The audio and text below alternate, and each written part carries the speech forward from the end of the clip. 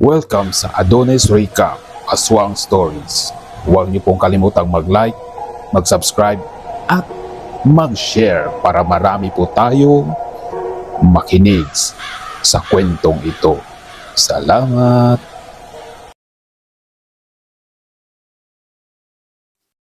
Disclaimer lang po, ang kwentong ito ay hindi po original na sa akin. Ito ay galing sa mga random na tao na naka-experience ng mga kababalaghan sa kanilang buhay. Sa paglipas ng mga araw, naging maugong ang istorya ng mga albularyong napadpad sa bahay niya ukol sa mga pagsalakay ng mga aswang. Dahil sa ginagawang panggugulo ng mga ito, nagdesisyon siyang magpakalat ng mga tagapagmasid papaikot sa baryong kanyang binibisita. Habang nakaantabay ang mga ito, nagpasya na rin siyang tumungo sa lugar para matingnan ang kasalukuyang sitwasyon. Sa pagdating niya sa baryo, unang sumalubong sa kanya ay ang mga kalalakihang languna sa alak. Hindi naman siya nito napagdiskitahan, lalo pat yung itsura niya, matanda na. Paglapit niya sa mga yon, pasimple naman siyang umihip ng dasal sa hangin at kasabay nito ang galit naman niyang pagwika dito ng, "Hindi ba kayo naawa sa pamilya niyo? Habang sila'y naghihintay sa inyong pag-uwi, kayo dito nagpapakalangu sa bisyo. Umuwi na kayo. Ang aga-aga ay sinisira niyo ang araw ko." Nang marinig naman yon ng mga lasinggero, bigla naman yung nagsipulasan na siya namang ikinagulat ng mga taong nakakita sa pangyayari. Pag-alis ng mga ito, agad naman siyang nilapitan ng mga matatandang naroon para kausapin. Ayon sa isang matandang lalaking kanyang nakausap, matagal na panahon ng sakit ng ulo nila ang mga lasenggong pinaalis niya. Tuwing lasing na kasi ang mga ito, kung hindi yun naghahanap ng gulo, nag-aamok ito sa mga bagay na kanilang nakikita sa paligid. Dagdag pa nito na, sa tinagal-tagal niyang pananatili sa kanilang baryo, yon ang unang beses na makasilay siya ng taong nakasaway dito. Nang marinig naman ni Konsolasyon ang sinabi nito, mahinahong sumagot naman siya roon ng, "Baka tinapik ng kanilang mga anghel kaya nagpasaway. Sige Manong, mauna na muna ako sa inyo. Magandang umaga." Kasabay ng pagwika niya, ay ang dahan-dahan naman niyang paglakad patungo sa bahay ng albularyong nasa ilalim ng kanyang pamamahala. Sa pagdating niya sa bahay nito, doon bumungad sa kanya ang 6 na kataong naghihintay sa isang pila. Inaasahan naman ni Konsolasyon na gano'n ang kanyang maaabutan sa kadahilanang bago pa man siya umalis sa bahay niya, na ibahagi na yun sa kanya ng mga tagapagmasid niya sa baryo. Pagpasok niya sa loob ng kubo nito, bigla namang natigilan sa ginagawang panggagamot ang albularyo dahil sa pagkagulat. Pagtitigan nilang dalawa, dali-dali naman itong lumapit sa kanya habang patakang nagtatanong sa kanya ng, "Ginang Konsolasyon, ba't po kayo na parito? Pasensya na ho kung hindi ko kayo napansin kanina. Masyado lang ho kung abala sa aking ginagawa. Ni hindi ko man lang napaghandaan ang inyong pagdating." Matapos nitong makapagwika, dali-dali naman siya nitong pinaupo sa tumba-tumba. Paglalahad naman ni Konsolasyon ukol sa rason ng kanyang pagpunta, inabisuhan niya ang albularyong ipagpatuloy ang ginagawa nito. Makalipas pa ang ilang minutong kanyang pananatili sa loob ng kubo, nagdesisyon na siyang tulungan ng albularyo. Ang tanging ginawa niya noon, lapatan ng palad niya ang noo ng mga taong naroon, tapos ihipan lang yon ng usal. Pagkagawa nito ni Konsolasyon, sinabihan niya yon na magaling na, sabay pa uwi sa mga ito. Noong una, Hindi pa naniniwala ang mga pasyente ng albularyo sa kanya. Pero dahil sa patotoo ng matanda, wala na rin yung nagawa kundi ang maniwala. Halos sa loob ng ilang minuto, nagawa niyang mapagaling ang karamihan sa mga pasyente nito nang walang kahirap-hirap. Yung albularyo naman, tinulungan na rin niyang magamot ang kasalukuyang pinapagaling nitong pasyente. Maya-maya pa, nang wala nang matirang tao sa bahay nito, doon na sila nag-umpisang mag-usap. Hindi maiwasang magulat kasi noon ni Konsolasyon sa kadahilan ng bakit ang 5 sa kanilang mga pinagaling ay purong biktima ng aswang. Yung 3 dito matanda na, habang yung 2 naman binatilyo na. Kung iisipin, isa yung nakakaalarmang pangyayari, lalo pat hindi na purong mga bata ang pinagdidiskitahan ng mga aswang. Nang marinig naman ng albularyo ang kanyang paliwanag, agad din naman yung sumagot sa kanya ng, "Ilang araw na ho ang dumaan, magmula noong may matandang inaswang na nagpakonsulta sa akin. Hindi na ho ko malagay-lagay sa tahimik, ginang. Pakiramdam ko, pinaglalaroan ako dito ng mga demonyo. Bakit ganito kaya ang panahon ngayon? Parang pasama na ng pasama. Epekto ba ito ng kawalan ng pananampalataya ng mga tao?" Dahil sa sinabi nito, walang pagdadalawang isip namang inilahad ni Konsolasyon ang katotohanan sa likod ng mga nangyayari. Ayon sa kanya, isa yung matibay na palatandaan na unti-unti nang bumabalik sa kapangyarihan ang asawa ni Satanas.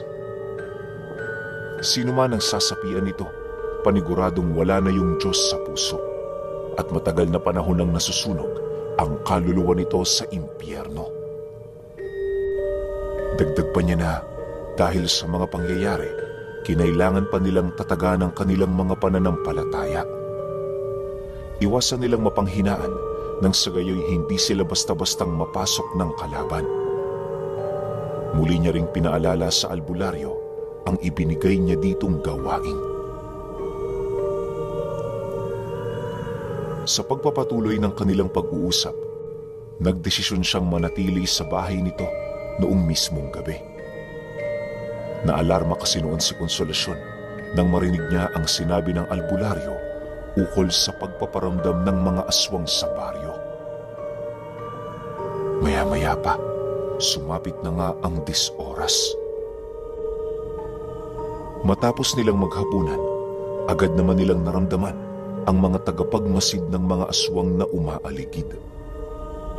Sa estado ng mga ito, para yung nagbabantay sa tahanan ng albularyo. Dahil sa pangyayaring yun, agad namang inilagay ni Konsolasyon ang talukbong niya sa ulo at kasabay nito ang dahan-dahang paglaho ng 2 maharlikang engkanto. Paghanda niya ng mga bagay na kinakailangan nila, agad naman silang lumabas ng bahay para magmasid. Nang mapagtanto nilang malayo sa kanilang lugar ang mga aswang, hindi na sila nagsayang ng oras para dayuhin ang kasalukuyang kinaroroonan ng mga ito.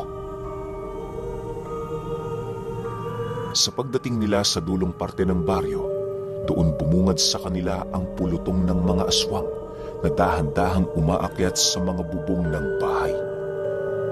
Ang iilan sa mga ito, nagawa ng maipasok sa loob ang kanilang mga dila, indikasyon na naghihintay na lamang yon ng pagkakataon para umatake. Matapos naman yung masilayan ni Konsolasyon, agad naman niyang inialis ang kanyang balabal na siyang naging sanhi upang lumiwanag ng kulay puti ang kanyang presensya. Ayon sa albularyong nakakita sa ginawa niya, para siyang isang anghel na napapalibutan ng nakakahalinang presensya. Hindi mawari noon ang albularyo pero habang pinagmamasdan niya si Konsolasyon, nakakaramdam siya ng matinding kapanatagan sa kanyang sarili. Yung tipong ang pagkabahalang nangingibabaw sa kanyang katawan, unti-unting naglalaho dahil sa kanyang mga nasilayan. paglaganap ng presensya ni Konsolasyon sa paligid, lahat ng aswang na nanginginain hindi maiwasang lumayo sa lugar na yon. Subalit, bago pa man sila tuluyang makatakas, nagawa na silang mapalibutan ng mga engkantong may mga daladalang pana at palaso. Alinsunod sa utos ng maharlikang libon, pinaulanan nila yon ng mga pana na siya namang mabilis na bumaon sa katawan ng mga aswang. Pagbagsak ng mga ito sa lupa, dahan-dahan namang naglaho ang mga engkanto at kasabay nito ang kalmadong paglalakad ni Konsolasyon papalapit sa mga nilalang na yon. Sa pagdating niya sa kinaroroonan ng isang aswang, hindi pa man niya yun nahahawakan, tuluyan ng naabo ang kaluluwa nito.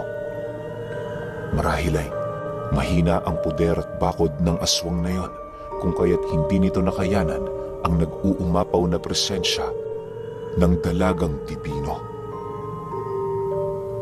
Matapos naman itong masaksihan ng mga kasama nito, nagpumilit naman yung lumayo habang patuloy na humihingi ng tawad. Pero sa kabila ng mga paghinigpis ng nilalang, nanatili pa ring diretso ang pasya ni Konsolasyon. Pagtaas niya ng kaliwa niyang kamay, taimtim naman siya roong nag-usal na siyang naging sanhi upang lumitaw sa kalangitan ang mga bolang apoy ni Santo Elmo. Pagbaba niya ng kanyang kaliwang kamay, mabilis namang nagsibulusok ang mga espiritual na bolang apoy na siyang tumupok sa kaluluwa ng mga aswang. Matapos niya itong paslangin, agad naman niyang inabisuhan ang albularyo na gamutin ang lahat ng nakatira dito kinabukasan. Makalipas pa ang ilang minuto, nagpasya na silang dalawa na ipagpatuloy pa ang kanilang paglilibot sa lugar. Lahat ng marka at tagapagmasid na kanilang nadaraanan, pinatay nila yon ng walang pagdadalawang isip. Nang maikot na nila ang kabuuan ng baryo, nagdesisyon na si Konsolasyon na bumalik sa bahay ng matanda. Pagdating nila roon, nagpahinga muna sila ng bahagya habang patuloy sa kanilang pag-uusap. Naniniwala siya, hindi lang roon magtatapos ang mga pangyayari. Maaaring yun pa lamang ang bagong simula ng isang matinding digmaan. Bago niya tuluyang nilisan ang pamamahay ng albularyo, inabisuhan niya yung tumungo sa mga susunod na araw sa mga lugar na kinaroroonan ng kanilang mga kapatid.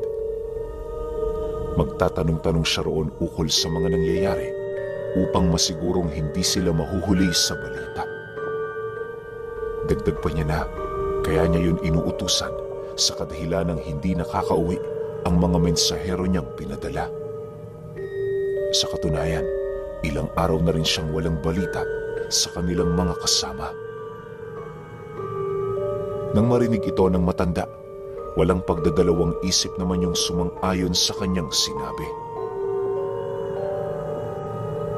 Makakaasa ho kayo. Hayaan niyo, uuwi agad ako para maibalita sa inyo ang mga kaganapan. Wika ng albularyo sa kanya. Salamat. Hihintayin ko ang pagbalik mo. Pero sa ngayon, huwag ka munang umalis. Tulungan mo muna yung mga pamilyang sinabi ko sa'yo. Ikaw na ang bahala rito. Kapayapaan nawa ang palaging umiral dito sa bahay mo. Sagot naman ni Konsolasyon. Sa paglipas ng mga araw, wala siyang ibang ginawa kundi ipagpatuloy ang kanyang pangkaraniwang buhay.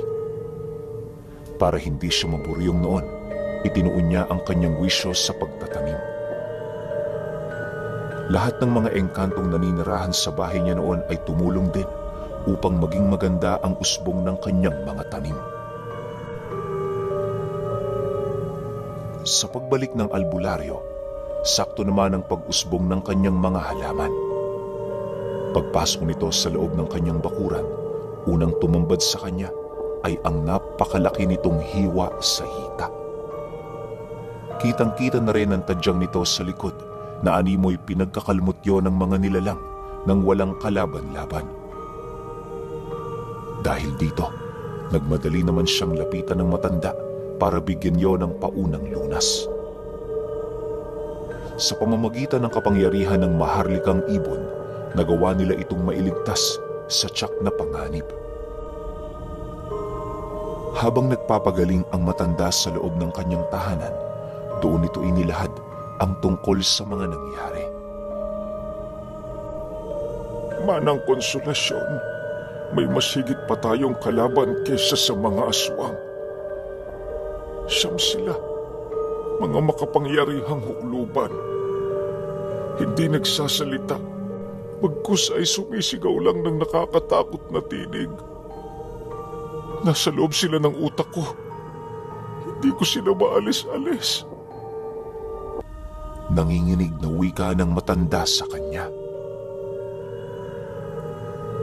Matapos nitong makapagsalita, doon ito inumpisahang ilahad ang tungkol sa mga nangyari. Ayon dito, na habang binabagtas niya ang kakahuyan, nakarinig na lamang siya ng mga palaspas ng sanga ng puno. Pagsilay niya sa kinaroroonan ng tunog, doon niya nakita ang isang hukluban na halos hindi masilayan ang pagkakakilanlan. May mga hawak-hawak yung karit at bago pa man siya makabulong sa mga anting-anting niya, mabilis na siya nitong sinugod. Pagbagsak niya sa lupa, puwersahan naman siya nitong pinatalikod at doon na walang habas na pinagkakalmot. Habang ginagawa ito sa kanya ng nilalang, paisa-isa namang nagsilapag sa kanyang harapan ang 8 pa nitong kasama. Bawat isa sa mga ito, nagtataglay ng nakakakilabot na presensya at nakakapanindig balahibo ng mga armas. Bagaman hindi niya yon nakita ng kabuuan, aminado ang albularyo na kayang pumatay ng mga nilalang na yon ng isang antingerong nasa mataas na antas. Dagdag pa nito na kung hindi dahil sa kakayahan ng mutya ng gabi, hindi niya yon tuluyang maililigaw.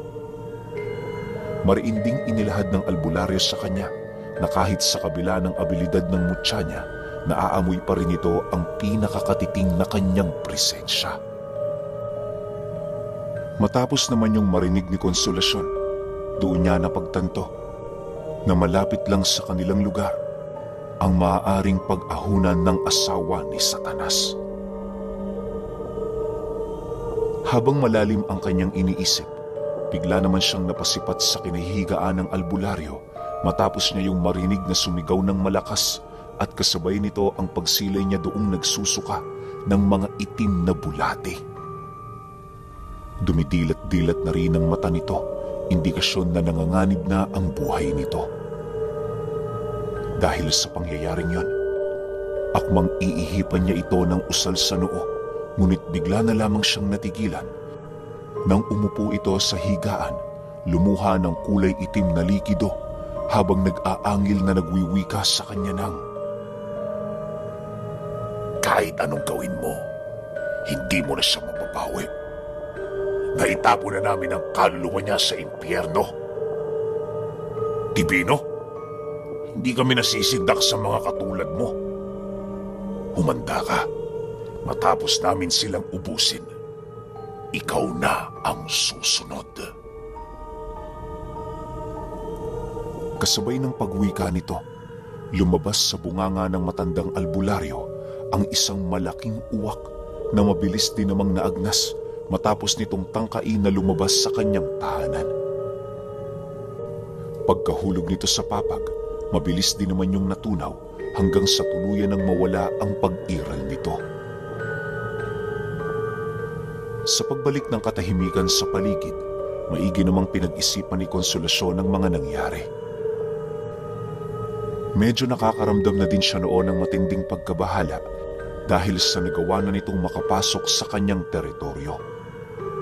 Yun ang kauna-unahang pangyayari sa loob ng 2 dekada. Maya-maya pa, paglitaw ng 2 maharlikang engkanto sa tabi niya, inutusan niya yung ipahanap sa mga amumongo ang mga natitirang bakas nito. Mariinding inilahad ni Konsolasyon na dahil sa ginawa ng mga nilalang na yon, wala siyang balak ngayon ay palampasin. Nang medyo humupa na ang tensyon sa paligid, ipinalot niya sa puting tela ang bangkay ng matanda habang patuloy itong nilalapatan ng usal. Nangako rin siya sa bangkay nito na hindi siya titigil hanggat hindi niya napapaslang ang mga nilalang na yon. 2 araw pa ang lumipas, muling nagpatawag ng pagpupulong si Konsolasyon para ilahad sa mga albularyo ang pagpanaw ng isa sa kanilang mga kasama. Bagaman alam niyang malulungkot ang mga ito, wala siyang pagpipilian kundi ibahagi ang masamang balita. Sa pagsapit ng hapon noong mismong araw na yon, sa kukonting albularyo lang, nakarating ang kanyang mensahe. Kahit nakakapanibago ang ganoong tagpo, pinili niya pa ring magpakatatag upang makagawa siya ng isang magandang plano. Napansin din noon ni Konsolasyon na tanging ang mga albularyo lamang na malapit sa kanyang tirahan ang nakadalo. Habang patuloy niyang pinagmamasdan ang buong paligid, pansin na pansin niya ang pagtataka ng mga albularyong dumalo. Upang wala ng pag-usapan ng mga ito, doon na niya inilahad ang tungkol sa nangyari sa kanilang kasama, maging sa mga mensaherong pinakakalat din niya. Ayon kay Konsolasyon, na kaya hindi narating ng kanyang mga mensahe ang iba nilang mga kasama dahil merong pumapatay sa mga engkantong inuutusan niya. Kahit hindi niya pa yun nakikita, malakas ang kutob niya, pagmamay-ari yun ng isang nilalang na nagtatangan ng mataas na karunungan ng kaliwa. Inilahad niya rin rito ang tungkol sa 9 na hukluban at sa kung ano ang tinataglay nitong kakayahan. Pagkarinig naman ng mga albularyo sa sinabi niya, bakas sa mga pagmumukha nito ang labis na pag-aalala. Makalipas pa ang ilang minuto, narinig naman nilang magwika ang isang matanda ng, "Kaya pala noong nakaraan, panayang rinig ko ng mga matitinis na sigaw. Sinasabayan nyo ng pagkarit ng mga patalim na hindi ko naman maunawaan kung saan ang gagaling. Sabihin ninyo, Ginang Divino, ang mga nilalang na yun ba ay hindi makita ang kanilang mga pagkakakilanlan? Meron akong nakitang isa sa kanila, gumagala sa gubat, balot na balot ng dugo ang katawan." Nang marinig naman ni Konsolasyon ang sinabi nito, minabuti naman niyang huwag agad na tumalon sa konklusyon, lalo pat hindi nila kayang makumpirma kung yun ba ang kasama ng mga nilalang na pumatay sa albularyo. Ang tanging nailahad na lamang niya rito na kapag nakita nila itong nag-iisa, huwag basta-bastang sumugod, lalo pat hindi nila sigurado kung nag-iisa lang ba ito o meron itong kasama sa malayo. Sa pagpapatuloy ng kanilang pag-uusap, mariin namang inilahad ni Konsolasyon ang iilan sa kanyang mga plano. Inabisuhan niya rin ang mga itong huwag maglakad ng hindi grupo para makaiwas sa tiyak na panganib. Matapos ang kanilang pagtitipon, inabisuhan ni Konsolasyon ang mga albularyo na huwag munang umuwi. Pagpasok niya sa loob ng kanyang tahanan, dali-dali naman niyang kinuha ang 2 nagsisilakihang mga baul na naglalaman ng mga armas na pinamamahayan ng mga anting-anting.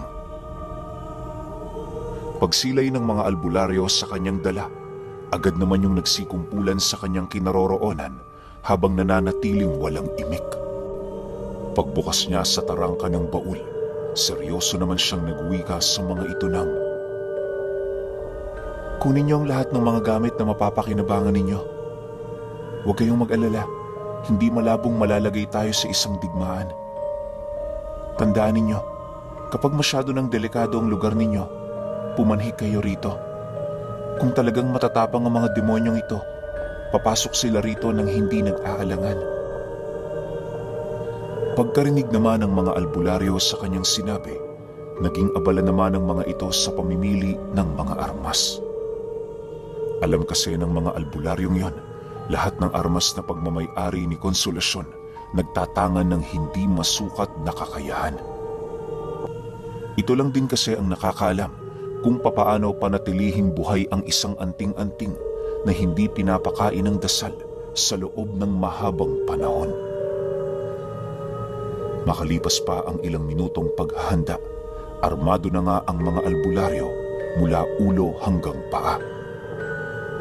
Nagpasya na rin silang manatili muna sa tahanan ni Konsolasyon sa loob ng isang gabi upang makapagpanday sila ng kubo na maaari nilang matutuluyan kung sakali man. Lumipas pa ang mga araw, hindi na naging madali ang ugnayan nila sa bawat isa. Dagdag pa sakit noon kay Konsolasyon ang biglaang pagkawala ng mga mensahero niya. May mga nakakaligtas man pero bilang lang. Dahan-dahan na rin niyang nararamdaman ang pagdami ng mga bumibisitang aswang sa kanilang lugar. Hindi naman niya yun mabigyan ng pansin, lalo pat marami rin naman siyang pinagkakaabalahan. Isang hapon, habang nakikipag-usap siya sa albularyong nagawi sa bahay niya, meron siyang naramdamang kakaibang presensya na bigla na lamang lumitaw sa dulong bahagi ng baryo. Talakip ng presensyang yun ay ang presensya ng albularyo na pilit tumatakbo papalayo rito. Alam ni Konsolasyon na nanganganib ang albularyong yon, kung kaya't ang ginawa niya, mabilis na magpadala roon ng mga tauhan ng maharlikang ibon. Pinasamahan niya rin yon sa mga laka na tamawo upang mas maging malakas ang presensya ng mga ito. Nang mapagtanto niyang nauna na ang mga tamawo, dali-dali naman niyang kinuha ang pagmamay-ari niyang kampilan na minana niya pa sa pinanday na mismong naglikha ng kampilan din ni Lapu-Lapu. Kagaya ng kampilan ni Lapu-Lapu, kargado din yon ng mapangwasak na anting-anting. Pagpasok ni Konsolasyon sa loob ng lagusan, nasipat naman siya ng albularyong naiwan na sinusuksok sa kanyang bewang ang napakatalim na kampilan.